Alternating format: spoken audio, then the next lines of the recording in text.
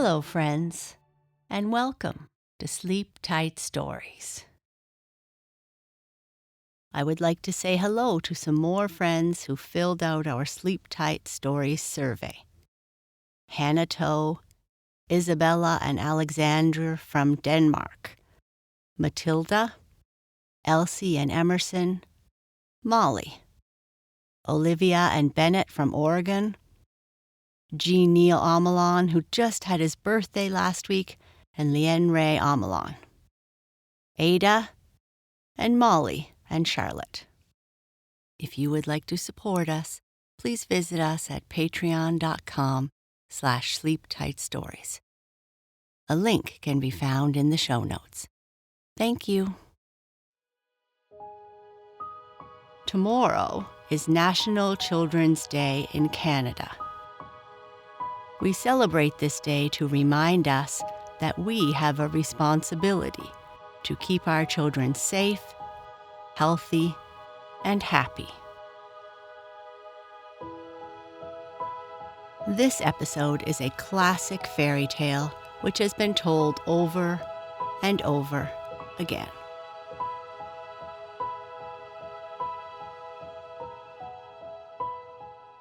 The Frog Prince.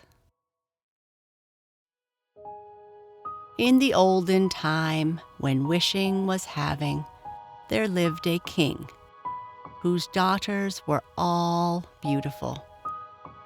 But the youngest was so exceedingly beautiful that the sun himself, although he saw her very often, was enchanted every time she came out into the sunshine. Near the castle of this king was a large and gloomy forest, and in the midst stood an old lime tree, beneath whose branches splashed a little fountain. So, whenever it was very hot, the king's youngest daughter ran off into this wood and sat down by the side of this fountain, and when she felt bored, would often divert herself by throwing a golden ball up in the air and catching it. And this was her favorite amusement. Now one day it happened that this golden ball, when the king's daughter threw it into the air, did not fall down into her hand, but on the grass, and then it rolled past her into the fountain.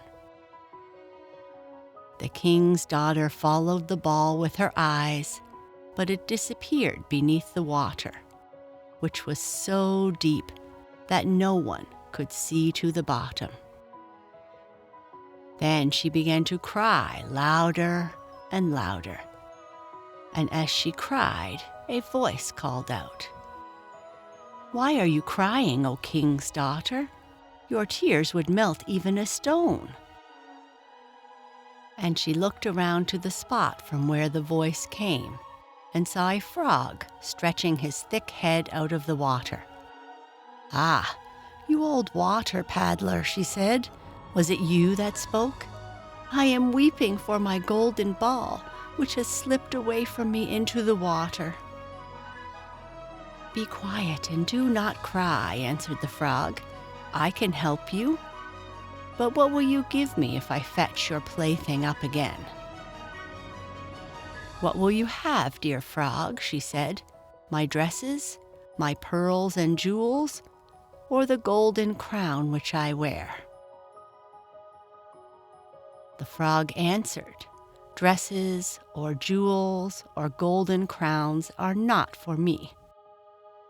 But if you will love me and let me be your companion and playfellow, and sit at your table, and eat from your golden plate, and drink out of your cup, and sleep in your room, if you will promise me all these, then I will dive down and fetch your ball."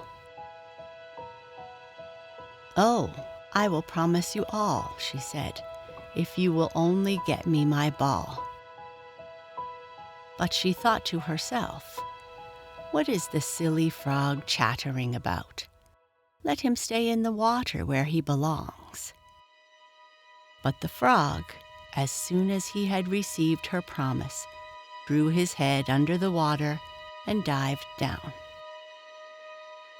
Presently he swam up again with the ball in his mouth and threw it on the grass. The king's daughter was full of joy when she saw again her beautiful plaything. She grabbed it up and ran off immediately. "Stop! Stop!" cried the frog. "Take me with you. I cannot run as you can." But all his croaking was useless. Although it was loud enough, the king's daughter did not hear it, but, hastening home, soon forgot the poor frog, who was obliged to leap back into the fountain. The next day, when the king's daughter was sitting at her table with her father and all his courtiers, and was eating from her own little golden plate, something was heard coming up the marble stairs. Splish, splash, splish, splash. And when it had arrived at the top, it knocked at the door, and a voice said, "Open the door, youngest daughter of the king." So she rose and went to see who it was that called her. But when she opened the door and caught sight of the frog, she shut it again quickly and sat down at the table, looking very pale. But the king saw that her heart was beating quickly and asked her whether it was a giant who had come to fetch her away, who stood at the door. "Oh no," she answered, "it is no giant, but an old, ugly frog." "What does the frog want with you?"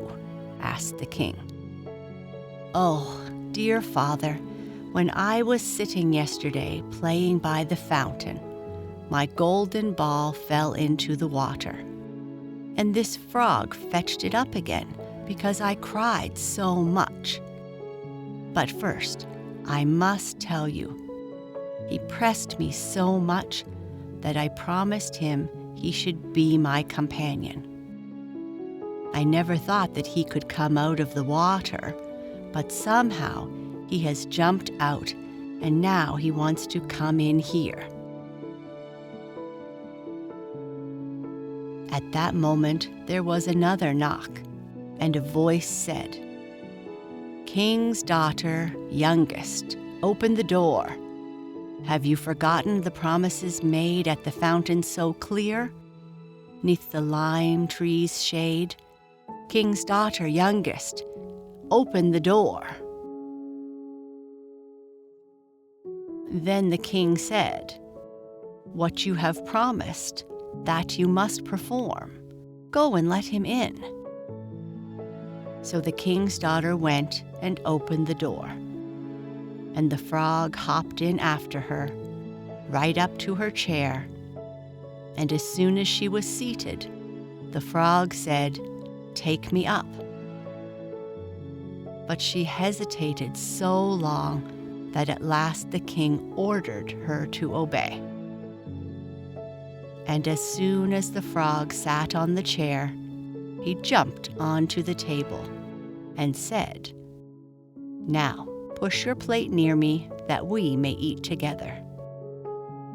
And she did so, but as everyone saw, very unwillingly. The frog seemed to enjoy his dinner very much, but every bite that the king's daughter ate nearly choked her. Till at last the frog said, "I have satisfied my hunger and feel very tired. Will you carry me upstairs now to your room, and let's get ready to sleep?" At this speech, the king's daughter began to cry.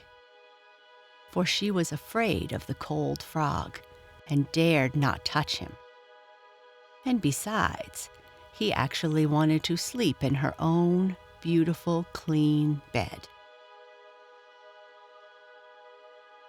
But her tears only made the king very angry, and he said, "He who helped you in the time of your trouble must not now be turned away." So she took the frog up with 2 fingers and put him in a corner of her room. But as she lay in her bed, he hopped up to it and said, "I am so very tired that I shall sleep well. Do take me up, or I will tell your father." This speech put the king's daughter in a terrible mood, and catching the frog up, she threw him with all her strength towards the wall, saying, "Now will you be quiet, you old frog?" But as the frog got near the wall, he was changed from a frog into a handsome prince with beautiful eyes, who after time became a dear friend and companion to the princess. Then he told her how he had been transformed by a witch, and that no one but herself could have had the power to take him out of the fountain,